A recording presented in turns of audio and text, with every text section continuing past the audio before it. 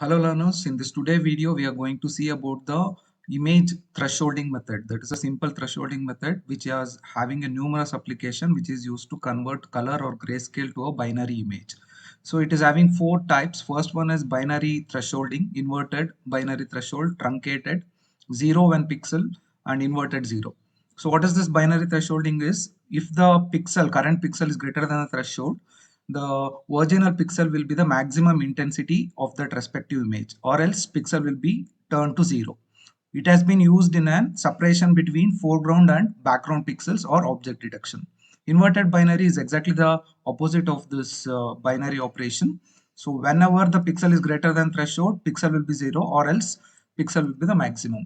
So it can be used in an application of barcode scanning. The next method is truncated thresholding. When pixel is greater than threshold, pixel will be the threshold value, else it will be retrieving the original pixel value. The application is face recognition. So the next one is zero threshold method. It is going to happen when pixel is greater than threshold, pixel is going to take a original value, or else it is zero. So the application is like fingerprint.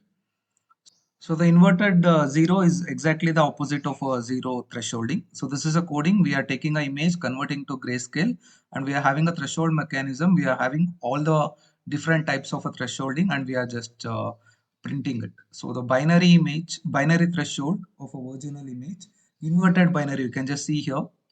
Wherever the black is there, it is going to be converted to a inverted binary. Truncated, zero, inverted zero. You can just observe here. So wherever the white is there, it is going to be inverted here. Inverted zero and zero. That's it for this video. Thank you.